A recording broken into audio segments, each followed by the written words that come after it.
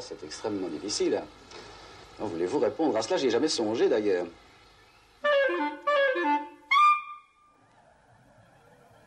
Tintin.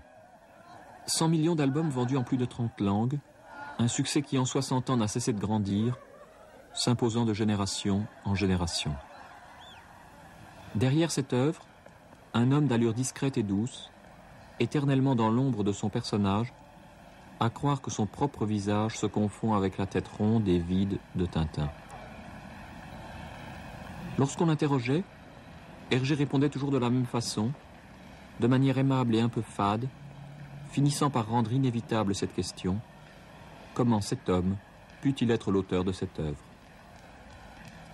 Mais il a eu des parents, comme tout le monde, comme vous et moi, j'imagine. Mais du moment qu'on fait intervenir des parents, ou disons des parents, il n'y a plus d'aventure possible pour un garçon, comme ça, hein, n'est-ce pas? Il y a trop d'impératifs. Il y a trop d'impératifs, il doit obéir à ses parents. Par conséquent, ça alourdirait toutes les aventures. Et il vaut mieux qu'il soit libre comme l'air et qu'il soit absolument capable de partir à n'importe quel moment pour n'importe quel pays. Une fois de plus, Hergé affaiblit sa réponse à force de la polir. Si Tintin n'a pas de famille, c'est d'abord parce qu'Hergé a voulu, en le créant, se débarrasser de la sienne, donnant à son héros les horizons dont lui-même avait tant manqué. Il disait encore à la fin de sa vie à quel point son enfance avait été grise. Grisaille de cette famille où l'on se parle peu, où il n'y a pas un livre, pas une idée. Grisaille de ces déménagements pour des habitations presque semblables, toutes situées dans le même pâté de maison. Grisaille de cette chambre à l'œil de bœuf. Grisaille de ce collège où il s'ennuie à mourir en dépit de ses succès scolaires. Grisaille de ces locaux du XXe siècle où il se morfond au service des abonnements. Le directeur du journal, l'abbé Wallet, a remarqué les dessins que le jeune homme publie dans une petite revue scout. Il pousse Hergé à prendre des initiatives, lui donne la responsabilité de toutes les illustrations du XXe siècle et bientôt d'un supplément pour la jeunesse. C'était un journal conservateur, très conservateur. Nous avions par exemple des religieuses qui écrivaient en disant nous avons utilisé le savon que vous nous avez recommandé dans votre numéro, parce qu'elles croyaient que les publicités c'était des recommandations. Donc c'était des maisons catholiques, alors elles pensaient, donc on pouvait acheter. Parce qu'on achetait que des chocolats catholiques à cette époque-là. Les lecteurs du XXe siècle achetaient des chocolats catholiques et pas du Victoria, par exemple, qui était libéral. Côte d'Or, c'était catholique.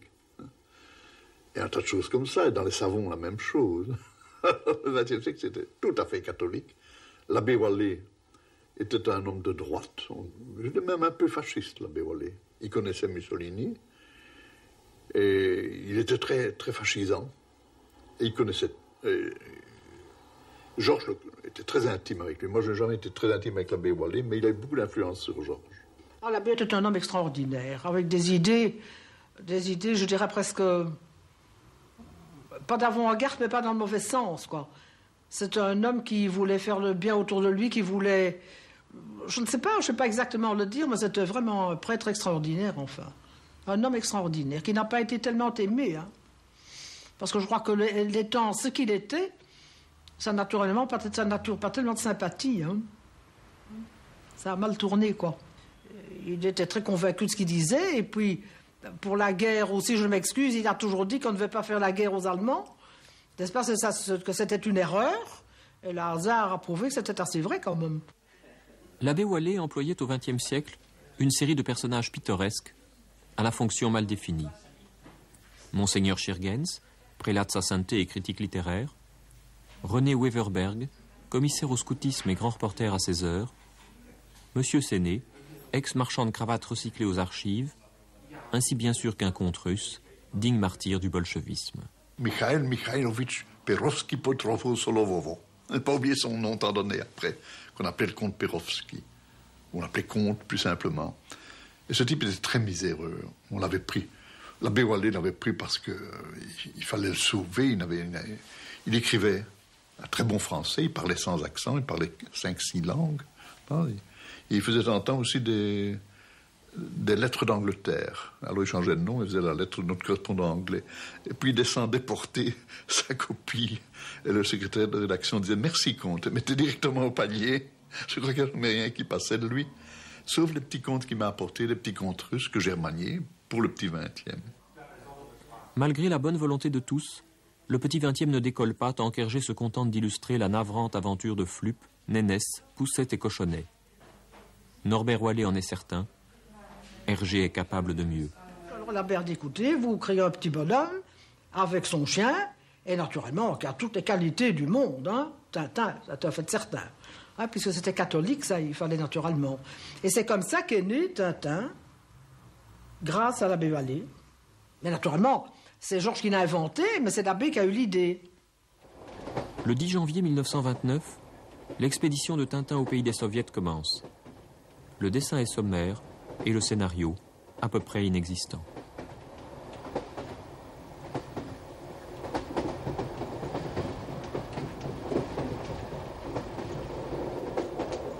Georges, je n'ai jamais vu s'encombrer non plus de messages. Je crois que au petit 20e, Georges n'avait absolument aucun message. Il faisait quick et flup que ça n'amusait pas toujours. Moi non plus, ça ne m'amuse pas toujours, parfois difficile. Mais enfin, il le faisait, il avait commencé ses quick et flup, qu'il fallait les continuer. C'était plus son martyr que Tintin. Tintin, il passait quelques nuits à faire le scénario, et puis, le scénario, enfin, le synopsis, c'est ça, oui. Et puis, il fallait le faire plus détaillé, alors il partait, il avait son Tintin, et donc, il pouvait le travailler plus à l'aise. Tandis que Quick et Flup, c'était le travail à la petite semaine. Hein. Et quand il ne le trouvait pas, alors il tournait en rond. Non? Il était inquiet, alors. Mais il faisait ça pour amuser les gosses, les lecteurs. Enfin, il n'a jamais pensé, il ne pensait pas évidemment à ce moment-là que Tintin deviendrait quelque chose d'aussi énorme. Tintin arrive à la gare du Nord, et on allait chercher en landau, et il y avait une fête, comment dirais-je, au 20e. Et quand il est revenu du Congo, on a fait la même chose. Mais là, on a pris des landaux avec des noirs. Et à la rue de la Madeleine, on a été acheter des tas de trucs qu'on a comme ça achetés par la fenêtre, enfin, pour que les gens, pour que les gosses aient un petit souvenir de Tintin au Congo, quoi. Ces retours triomphaux convainquent Hergé de prolonger les aventures de Tintin. Au petit 20e, où Quick et Flup continue de sévir, l'ambiance reste très bon enfant. Nous avions acheté une fausse tache d'encre de Chine. La bouteille n'allait pas, alors nous avons vidé une bouteille de l'encre que Georges utilisait. Et quand elle était bien sèche, nous avons mis la tache et la bouteille. Et puis nous sommes restés dans notre coin. Et Georges est rentré en sifflotant. Excuse me, lady, excuse me. Hein, c'était une de ces petites chansons, là, ou bien Our little dream castle, with every dream gone. Je vois toujours mon Georges, toujours très élégant. Hein, petit chapeau coquin. Hein, puis il entre, il déshabille. Ah! Il change de figure. Oh! Non! Non! Mais qu'est-ce que c'est? On n'a pas fait exprès, Georges. Bon, pas possible. Il avait les larmes aux yeux, il devait pleurer. Il avait tellement travaillé à cette page. La fausse tache est enlevée, et tous les jeudis, le succès des personnages d'Hergé multiplie par 6 le nombre de lecteurs du XXe siècle.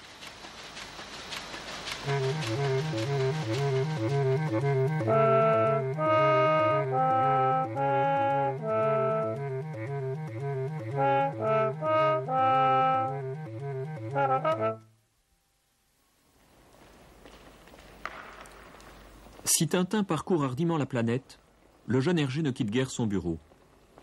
Pour les 4 premières aventures du petit reporter, il n'a ni le loisir ni l'envie de se documenter et reflète sans vergogne les naïvetés de son temps et le climat idéologique dans lequel il baigne.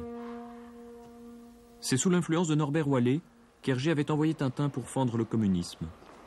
C'est également sur ses conseils qu'il envoie le reporter au Congo, dont le but explicite de susciter des vocations coloniales.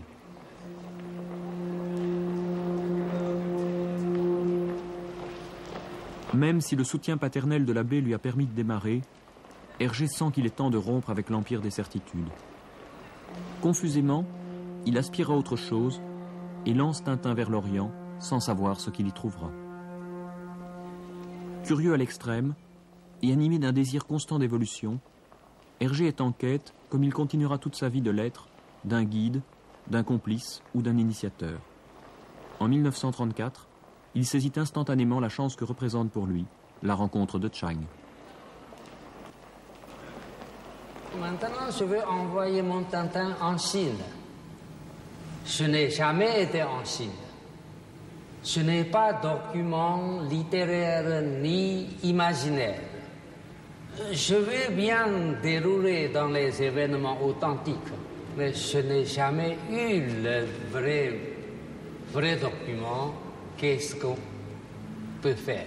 Je dis, Monsieur Hergé, cela n'est pas grave.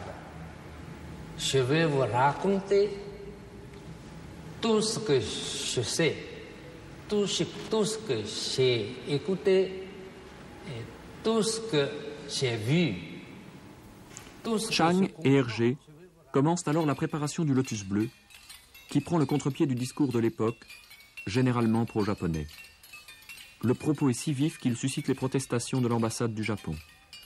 Soutenu par Chang, Hergé va pourtant tenir bon. Au fond, nous n'avons pas insulté le Japon. Nous avons critiqué le militarisme japonais qui crée de bêtises pour détruire la paix. Mais l'apport de Chang est loin d'être uniquement idéologique.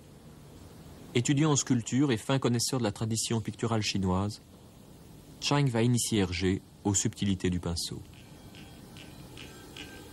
Alors je lui présentais un livre très simple pour les études de dessin en linéaire en Chine. Comment on dessinait la pierre, que le pinceau passé devient la pierre, on sent que c'était très dur. Comment on dessinait les feuilles d'orchidée qui est si souple, on sent que le vent peut le bouger. Si vous dessinez un arbre, il faut comprendre sa force, comment monter, comment prendre l'autre branche pour le tenir, l'équilibre. Véritable détonateur, la rencontre avec Chang permet à Hergé de faire des progrès fulgurants. Désormais, le dessinateur joue du vide et du plein, du délié du pinceau, de la beauté des clairs-obscurs.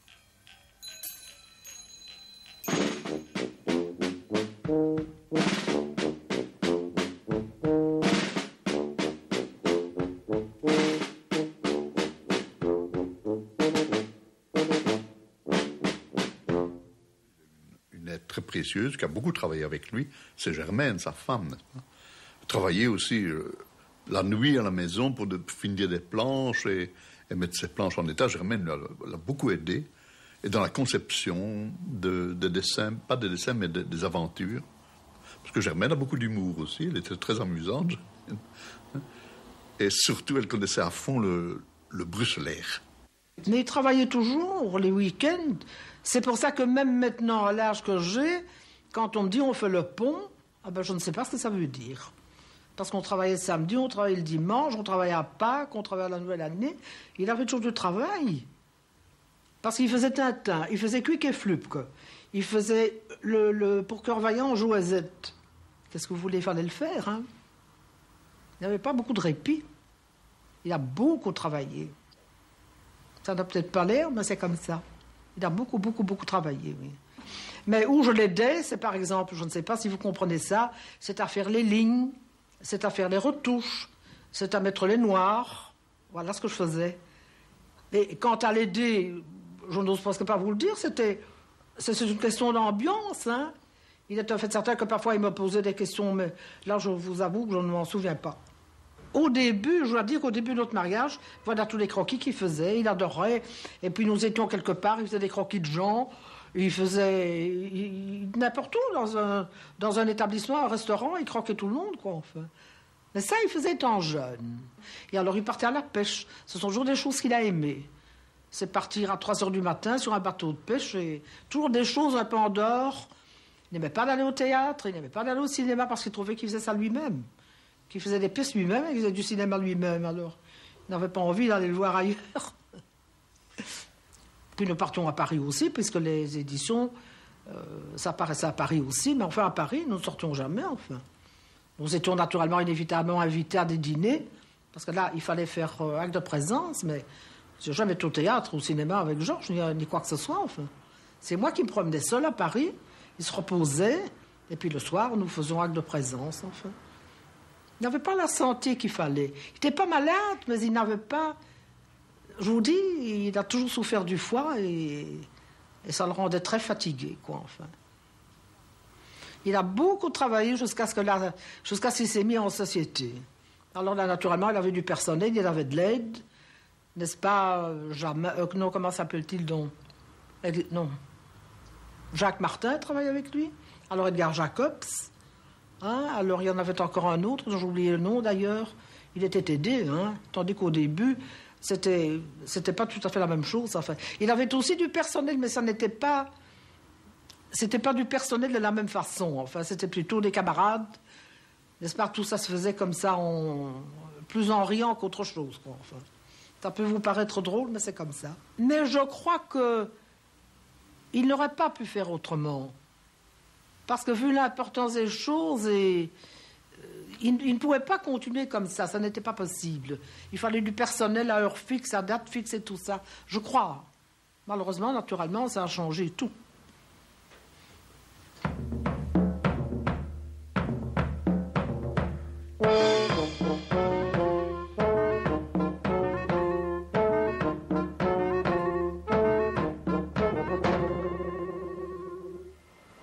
En 1939, Hergé réalise l'un de ses rêves en s'installant à Boitsfort, aux lisières de la ville. Quelques mois plus tard, la guerre est déclarée. Du fait de sa santé fragile, Georges est rapidement démobilisé. En mai 1940, l'entrée en Belgique des troupes allemandes met fin à l'existence du XXe siècle. Bientôt, le roi lance un appel à la reprise du travail. Hergé décline les offres de Léon de Grelle, mais trouve refuge au Soir qui paraît sous contrôle allemand.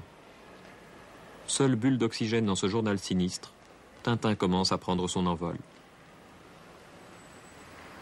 Pour Hergé, les années d'occupation sont une période d'activité intense et fructueuse. Le capitaine Haddock, le professeur Tournesol et le château de Moulinsart font leur entrée dans la série.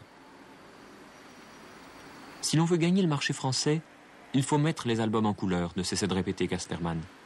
Hergé finit par accepter. Un ancien baryton d'opéra, par ailleurs remarquable coloriste, vient travailler à ses côtés, Edgar Jacobs. Entre les deux hommes, la complicité est totale. Une nouvelle fois, Hergé a l'impression d'avoir trouvé un véritable alter ego. À la Libération, tout s'effondre. Accusé d'avoir collaboré, Hergé est quasi mis à l'index. Il ne passe qu'une seule nuit en prison, mais en restera marqué jusqu'à la fin de sa vie. Son purgatoire n'est pourtant pas long. En 1946, un jeune résistant, Raymond Leblanc, lui propose de créer un hebdomadaire appelé Tintin. Le succès est immédiat. Mais Jacobs s'en va pour créer sa propre série, et Hergé, dont l'enthousiasme s'est cassé, s'entoure de plusieurs assistants.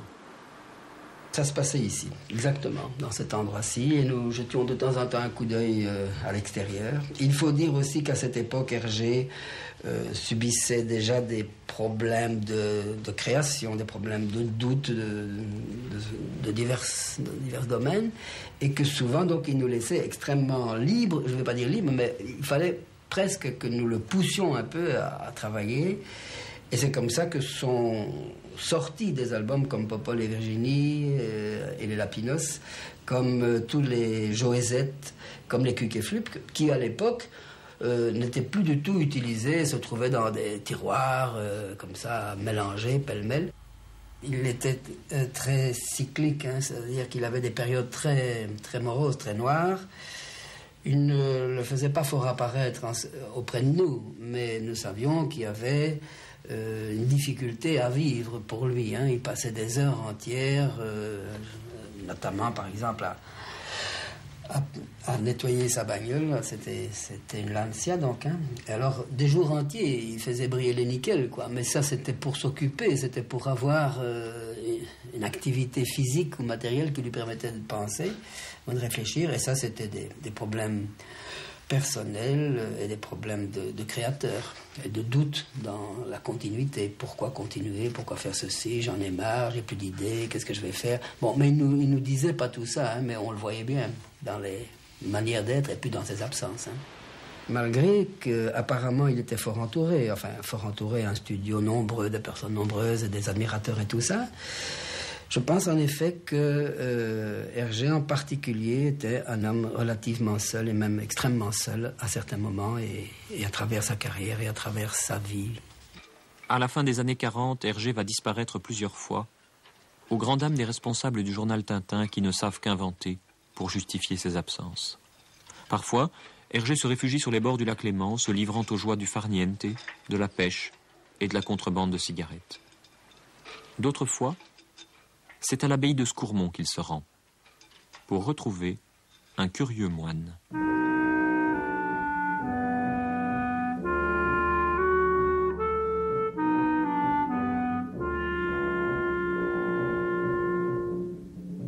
Mon nom en sioux est la Krota Ishnala. Ça signifie sioux solitaire. Solitaire a deux sens. D'une part, ça fait allusion à la prière solitaire des Indiens, comme je suis religieux, et d'autre part, parce que je suis tout seul ici, loin de mon peuple et de ma famille. Je n'ai jamais été en Amérique. Toutes mes connaissances d'Indiens et tous mes contacts, ça s'est fait en Europe. Là, le jour où j'ai rencontré Hergé la première fois, un père qui travaillait à l'hôtellerie est venu me voir pour me dire qu'Hergé était ici et qu'il désirait me voir. Je suis donc monté à sa chambre ici et j'ai frappé à sa porte. Nous avons parlé un peu, surtout sur les Indiens, et puis je l'ai invité à venir dans ma chambre pour voir des objets indiens. Nous sommes donc descendus cet escalier-là, moi marchant en avant. Alors, arrivé ici, je me suis arrêté, je me suis tourné vers lui. Et il était debout là, devant moi, et je lui ai dit quelques mots. Et de cet instant, je gardais un souvenir très vivant. Hergé, qui était debout devant moi, et qui me regardait. Et je voyais son regard qui avait quelque chose de candide et qui me faisait penser à Tintin. Voici la chambre où j'ai conduit Hergé pour lui montrer les quelques objets indiens que j'ai ici. Et voici par exemple une flèche. Il ne faut pas faire d'illusions sur les flèches indiennes. C'est environ 60 cm de long, avec des plumes très longues, très basses, 3 plumes, et devant une pointe en fer à barbe. Les soldats, dans les guerres indiennes, avaient plus peur des flèches que des balles. Alors nous avons parlé, parfois nous allions nous promener sur un bout de route qui existe toujours encore, mais nous allions surtout dans un petit bois de 3 hectares que certains appelaient la réserve indienne. Parce que là-dedans, je pouvais faire des choses indiennes et j'étais tranquille. Et là, nous avons fumé le calumet, nous nous sommes assis dans une clairière et nous avons parlé. Il y a le grand rite et le petit rite, n'est-ce pas? Le grand rite, évidemment, prend le calumet comme ça. Et puis on le met la poche comme ça, on prend le tabac comme ça, on le met dedans, on le bourre. Et puis alors on l'allume. Comme ça. Et quand c'est allumé, on fait comme ça.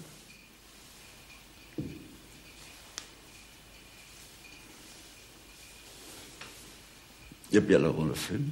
Et puis alors on le passe comme ça à l'autre. Et puis quand c'est fini, quand c'est éteint, ben on fait comme ça. Et on dit mitakuye oyase. Ça veut dire nous sommes tous parents. Tous les êtres de l'univers. Parce que le calumet, l'usage du calumet, c'est une entrée en communion avec tous les êtres de l'univers. Et c'est dans ce sens-là que c'est un instrument de paix. Parce que quand on est entré en communion avec tous les êtres de l'univers, donc aussi avec la personne avec laquelle on a fumé, on ne peut plus faire la guerre après, du moins pas tout de suite. que chez Hergé, il y avait quelque chose de semblable entre les moines tibétains et les Indiens. Parce que les Indiens sont des gens pour qui la religion, pour qui la prière, tout ça est très important. Et chez les Indiens aussi, on constatait des phénomènes paranormaux comme ça, comme on trouve aussi chez les Tibétains. Et c'est surtout ça qui l'intéressait. Parce qu'on voit les Indiens toujours comme guerriers, n'est-ce pas? Mais ça, c'était... Oui, ils se bagarraient entre eux, les tribus, mais c'était plutôt du sport. Mais quand les Blancs sont arrivés, ont fait la conquête du continent, les Indiens devaient évidemment se défendre. Ils avaient le choix entre être anéantis ou se défendre. Alors ils se sont défendus avec la dernière énergie, n'est-ce pas? Et alors aux Blancs, ils sont apparus surtout comme des guerriers. Mais cette image est un peu faussée. C'était un peuple qui avait sa culture, son mode de vie, sa façon de penser. Hergé gardera toujours un grand intérêt pour ce peuple. En 1957, il envisagera de consacrer tout un album à la situation actuelle des Peaux-Rouges, faisant du Père Gall l'un des protagonistes de l'aventure. En 1971, lors de son premier voyage aux États-Unis, il se rendra dans la réserve de Pine Ridge, mais sera atterré par l'effritement de cette civilisation. Alors il était très très déçu et il est venu me voir, mais il ne m'a pas parlé de sa déception. Je crois qu'il était trop délicat et croyait me faire de la peine. Je l'ai appris plus tard. Alors que je savais tout cela, je savais tout ce qui se passe dans les réserves. Parce que s'il m'en avait parlé, j'aurais pu lui expliquer. Et malheureusement, il ne l'a pas fait. Et somme toute, son voyage semble avoir été une grosse déception.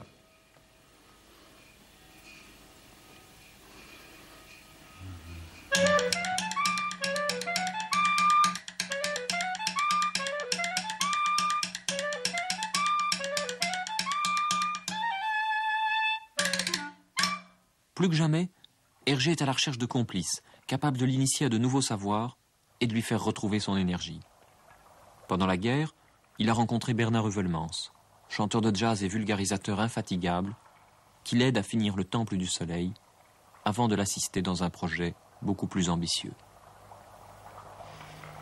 Hergé avait été tellement enthousiaste de la façon dont je lui avais terminé le scénario donc du Temple du Soleil, qu'il m'a demandé un jour, est-ce que tu ne pourrais pas me faire le scénario d'un album tout entier?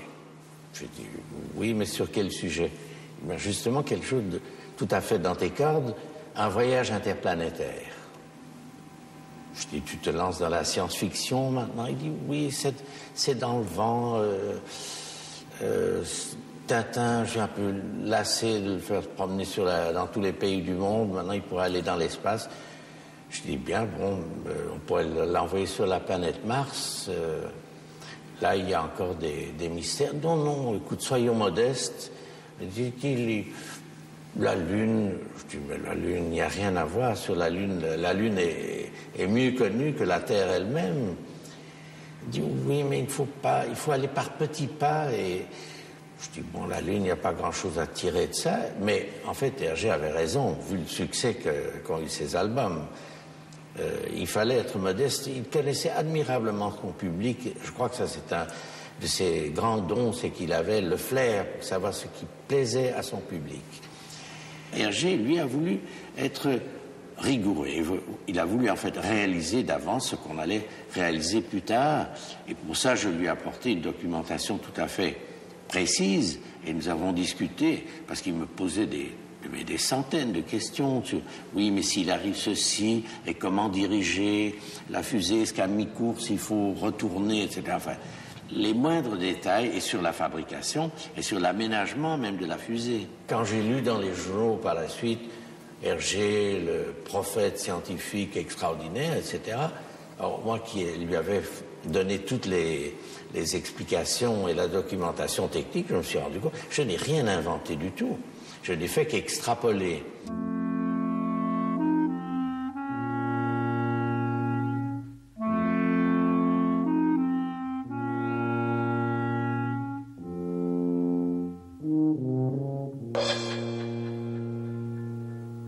La complexité technique de l'aventure lunaire a conduit Hergé à élargir l'équipe qui travaille autour de lui.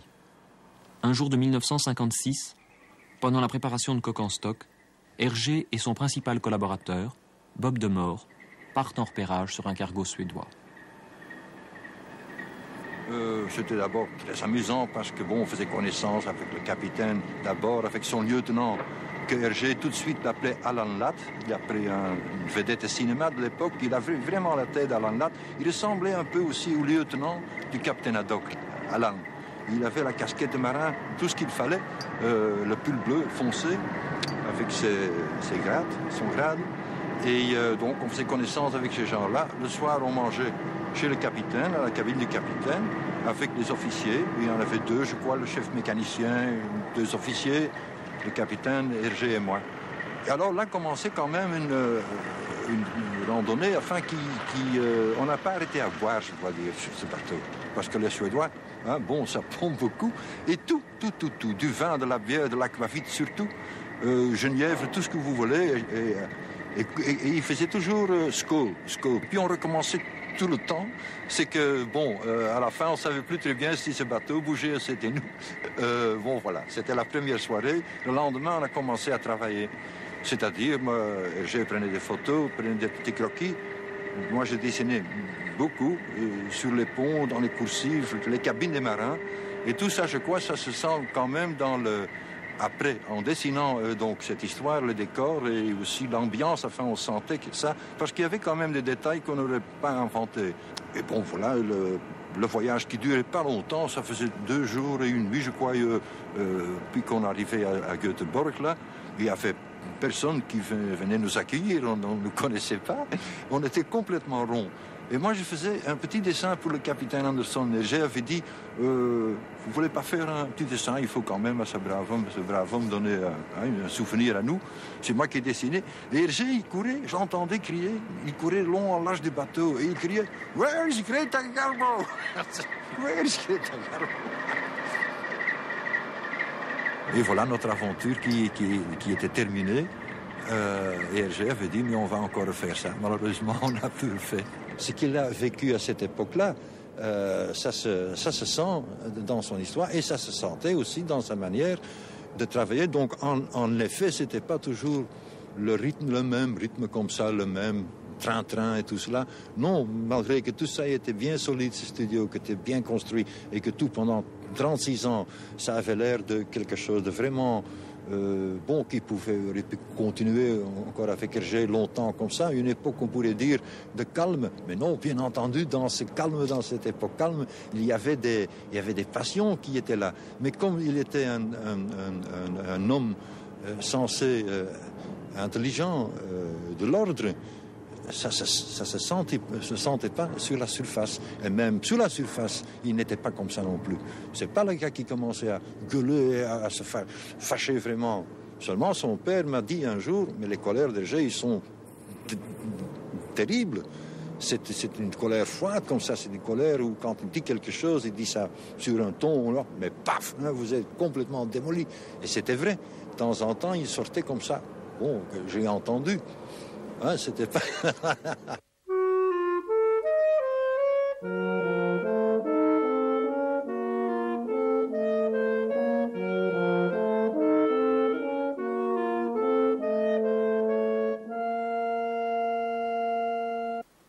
Avec les années, l'élaboration des scénarios devient de plus en plus difficile. Avant d'aboutir à ces histoires si claires, les tâtonnements étaient nombreux. En 1957, les hésitations sont plus grandes que jamais. N'arrivant pas à se décider, Hergé va partir sur plusieurs pistes narratives et entamer la réalisation d'un album qui n'aboutira pas, Tintin et le Thermozéro. Hergé était environné de croquis, de papiers divers, parce que on a d'Hergé l'idée d'un personnage très net.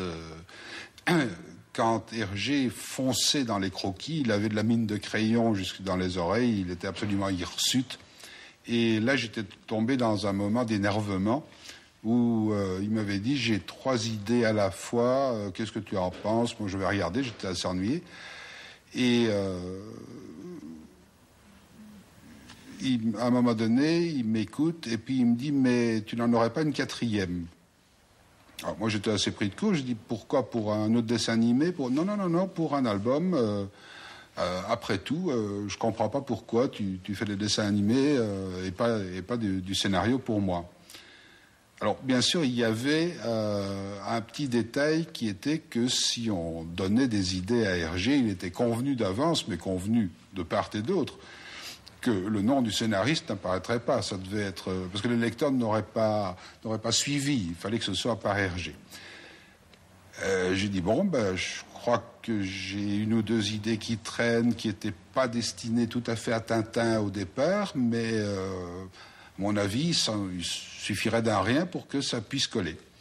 Et il me dit, quand est-ce que tu peux me donner ça? Je dis, après-demain. Et je suis arrivé avec peut-être 5 ou 6 feuilles dactylographiées, pas plus, qui étaient 2 variations sur un même point de départ. Les 2 idées partaient d'un accident de voiture dont Tintin est témoin. Il couvrait un blessé de son manteau et le blessé qui était lui-même poursuivi, traqué, se débarrassait de quelque chose. Un quelque chose, grand point d'interrogation, qui glissait dans une poche du vêtement qu'on avait étendu sur lui et qui était le vêtement de Tintin, si bien qu'après on emmenait le blessé et Tintin récupérait son vêtement sans s'apercevoir tout de suite qu'il avait quelque chose dans la poche et c'est lui qui devenait la cible. Le scénariste, en l'occurrence moi, apportait au fond deux fils parallèles. Et l'un, c'était le développement de l'aventure, l'autre, c'était les gags. Les gags, c'était des points de départ de gags, parce qu'on savait, enfin je savais que Hergé allait vouloir les développer lui-même. Et il y avait des petits signes annonciateurs quand il chauffait sur une idée de gag, quand il voyait ou pressentait ce qu'il allait pouvoir en tirer. Et un truc assez amusant, c'est que il était aussi quick et fluke en même temps qu'il pouvait être Tintin ou Haddock. Et quand il était vraiment content, il se mettait à parler bruxellois, donc le bruxellaire, comme on dit. Et là, il cessait de me tutoyer et il me disait des choses du genre « Eh ben là, monsieur, vous savez, vous avez eu une toffe idée. Hein » Il griffonnait sur le papier... c'était une soupe, c'était une bouillie incroyable, ces dessins. Et puis, ça, c'était dans la fièvre. Et puis, il allait se laver les mains, se recoiffer et tout. Il revenait, il mettait son papier calque sur le gribouillis. Et le crayon partait alors d'une façon absolument... C'était le scalpel d'un chirurgien. Et dans cette bouillie pour les chats, où aucun autre dessinateur ne se serait reconnu, lui allait extraire le trait qu'il fallait. Quelle que soit l'efficacité de la course-poursuite imaginée par Greg, Hergé ne se retrouve pas vraiment dans cette histoire. Après 8 planches de crayonné très poussées, il renonce à dessiner Tintin et le Thermozéro. Je crois que j'ai fait une erreur à ce moment-là, qui est que je voulais vraiment faire preuve de conscience professionnelle, et j'ai écrit un véritable petit roman où rien n'était laissé dans l'ombre. Alors Hergé a lu tout ça d'une traite, il était enchanté. Et puis, malgré tout, j'ai vu à un moment donné qu'il se rembrunissait. Et il était arrivé ceci, c'est que je ne lui avais plus laissé aucune liberté. Il ne restait qu'à transposer en image ce que j'avais écrit. Or ça, quand un dessinateur et un auteur a une personnalité comme celle d'Hergé, c'est pas possible.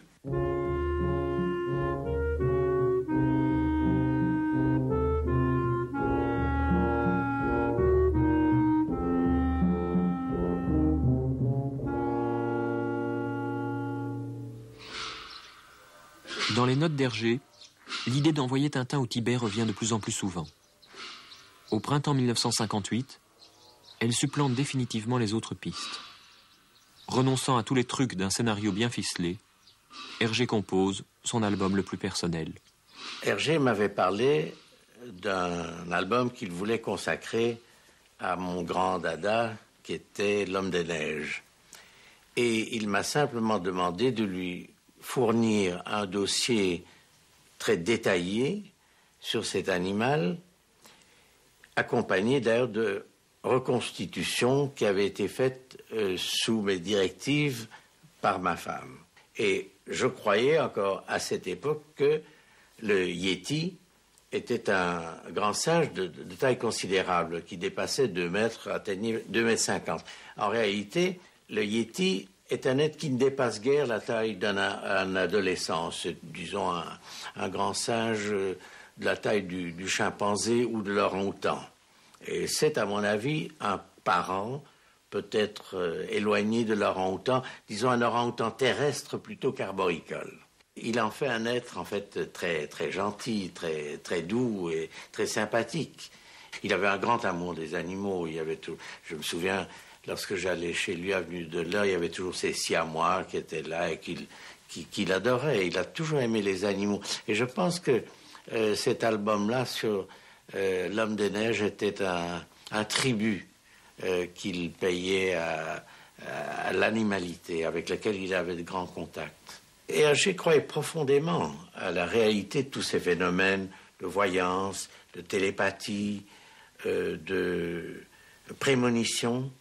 Il les traitait très sérieusement. Parce que, regardez, si vous faites une comparaison entre la façon dont il traite le phénomène de l'apesanteur dans l'aventure lunaire, ça devient une chose comique. Or, c'était une chose qui était établie, fondée sur des bases scientifiques.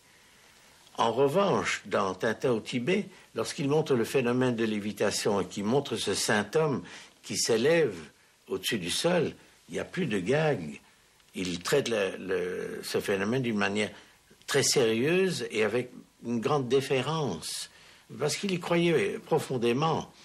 Et ça a influencé toute sa vie.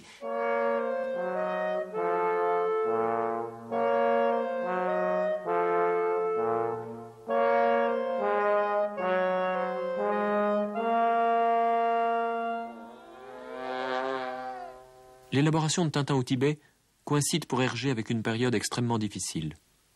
Déchiré par une crise sentimentale, il se décide finalement à quitter Germaine. Ici, la maison, c'était le repos du guerrier. Voilà, il rentrait ici. Quand il me parlait du studio ou de son travail, c'était pas tellement au point de vue du travail lui-même proprement dit, mais c'était surtout les contacts humains qu'il avait. Il sortait toujours de sa serviette une lettre ou l'autre. Il me disait, regarde, lis ça, regarde comme c'est touchant. C'était plutôt à ce point de vue-là. C'était professionnel, strictement professionnel, dessin, non. Ça pas. Peut-être qu'il n'en éprouvait pas le besoin, ou c'était tellement pas cloisonné, mais enfin, bon, c'était un autre homme quand il rentrait à la maison. Avant le voyage, évidemment, c'était pas tellement nécessaire pour lui. Alors, il dit, oh, tu crois vraiment? Oui, oh, si longtemps, mais tu dis, oui, bien sûr, il faut, oui, ça vaut la peine, il faut pas partir 2 jours, on va loin. En fait, le premier grand voyage qu'on a fait, c'est pour des raisons de santé. Parce qu'il devait aller suivre, pas un traitement, en tout cas des examens aux États-Unis. Et donc là, ça a été un petit peu presque forcé qu'on a fait ce premier voyage. Et puis, évidemment, moi, j'en ai profité pour lui dire, bon, ben voilà, on va aller voir ça. Il m'a dit, mais tu es folle, mais tu n'y penses pas. J'ai dit, oui, bien sûr. Puis, en fait, quand il était parti, il était absolument ravi et il aurait volontiers prolongé. Ça, c'était comme pour le cinéma. Il voulait jamais aller au cinéma, mais une fois qu'il y était, il était ravi d'y avoir été. Il s'est intéressé évidemment de plus en plus à l'art, bien sûr. Et alors, il y a eu toute cette philosophie extrême orientale. Il y a eu pour lui le taoïsme qui a été une grande découverte et il s'est plongé de plus en plus là-dedans. Et au fur et à mesure qu'il développait cette philosophie, bien, on aurait dit que ça a compensé quelque chose et qu'au fur et à mesure, il se détachait un petit peu du restant. C'était la maturité, une sagesse qui est venue. Et je pense que c'est un processus assez normal, d'ailleurs. Au moment même où Hergé ralentit son rythme de création, le succès des aventures de Tintin prend des proportions considérables. Hergé se soumet poliment aux obligations de la gloire. Il s'est construit un masque lisse et souriant, celui que le père de Tintin doit avoir, et répète inlassablement les mêmes réponses aux mêmes questions. Le thème, je ne vous en dirai pas beaucoup parce que c'est toujours le secret professionnel, ça. Et comme dirait les Dupont, motus et bouche cousue. Mais c'est un thème très simple. Et contrairement...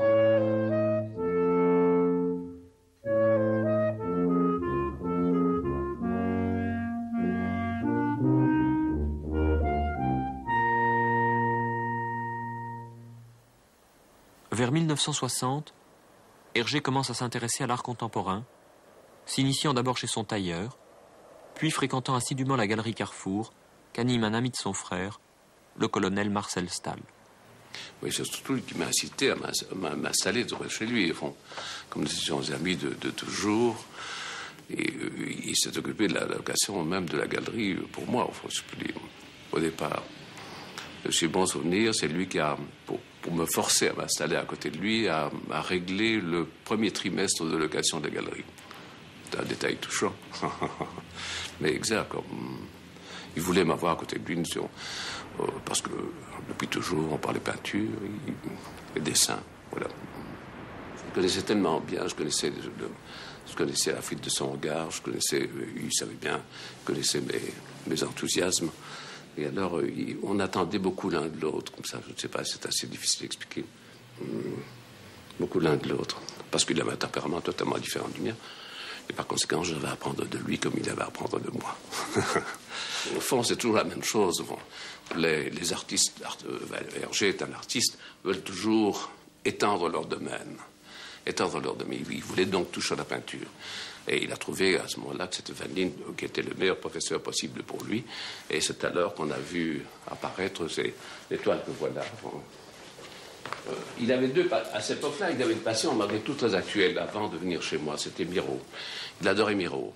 Et alors, un des premiers tableaux qu'il a fait, c'est celui-là, mais déjà avec l'aide de Van Lint. Vous voyez, il y a des rapports de technique qui sont là, évidents. Alors, quand il a poussé son étude, il est arrivé à ce tableau-là qui, lui, vraiment, quand on représente, est très proche de ce que Van Lint lui a enseigné. Quand on voit ce rapport entre les deux, là, tout n'y est pas, parce qu'on n'a pas les coutures. Il n'y a pas les coutures chez Hergé, qu'il y avait chez Van Lint, mais tout de même, la situation des plans est un peu identique.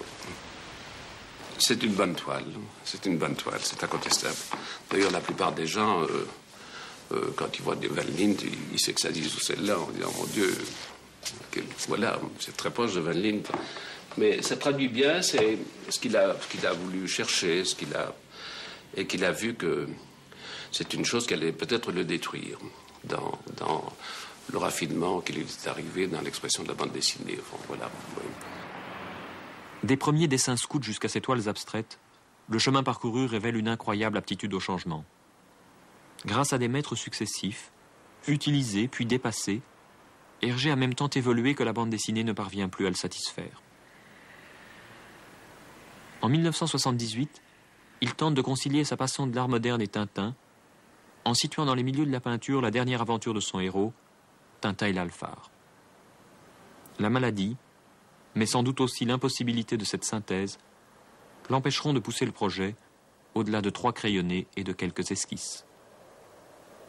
Il avait un fond d'inquiétude. D'ailleurs, c'était sa forme intellectuelle, un fond d'inquiétude dans tout, qui est nécessaire à tout artiste d'ailleurs, mais lui, il avait un degré étonnant. C'est l'inquiétude. Et puis alors, le fait qu'il sentait que l'homme n'atteint jamais la perfection, ça l'attristait. Il voulait plus toujours. Et dans le domaine de la philosophie aussi, il voulait plus. Mais ça ne s'appelle pas le bonheur, ça n'est pas...